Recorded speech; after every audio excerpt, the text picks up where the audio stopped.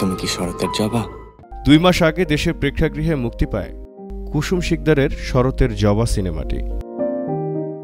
এটির পরিচালকও তিনি।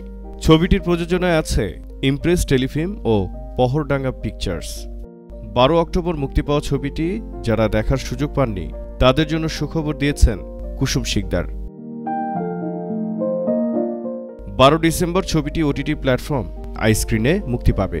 নিজের লেখা বই অজাগতিক ছায়া থেকে শরতের জবা গল্পটি চলচ্চিত্রের পর্দায় তুলে এনেছেন কুসুম। একজন একাকী নারীর রহস্যময় জীবনের গল্প শরতের জবা। অতৃপ্ত প্রেম, আঘাতের পর আঘাত, কিছু অপ্রত্যাশিত মৃত্যু জড়ানো জবার জীবন নানা সময়ে নানা প্রশ্নের জন্ম দেয়। এমন থ্রিলার গল্পে নির্মিত হয়েছে শরতের জবা। মানে যাদের যাদের অ্যাক্সেস ছিল আমাকে জানানোর, সবাই আমাকে জানিয়েছে ওই একই কথা, যে শরতের জবার মধ্যে একটা আকর্ষণ আছে, একটা সাসপেন্স আছে, একটা কৌতূহল আছে যে এরপর কি বা শেষে কি বা কেন এগুলো হচ্ছে। কুসুম জানার প্রেক্ষাগৃহের মুক্তির 2 মাসের মাথায় শরতের জবা মুক্তি পেতে যাচ্ছে ওটিটি প্ল্যাটফর্ম আইস্ক্রিনে। 12 ডিসেম্বর বেলা 3টায় আইস্ক্রিনে স্ট্রিমিং হবে শরতের জবা সিনেমাটি।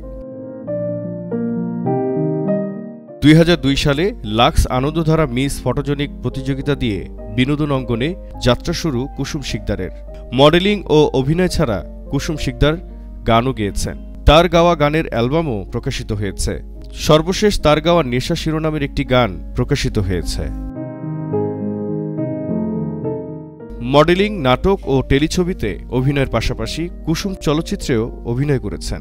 গহীনে শব্দ, লালটিপ, শঙ্খচিল সিনেমায় অভিনয় করে তিনি আলোচনায় এসেছেন।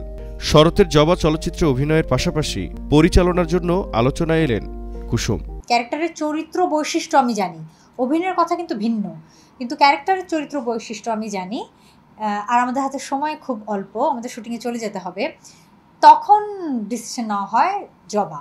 কুসুম শিকদার ছাড়া বিভিন্ন চরিত্রে অভিনয় করেছেন জিতু আহসান, ইয়াশ রোহান, নিদ্রাদে নেহা, নরেশ ভুইয়া, শহীদুল আলম ছাচ্চু।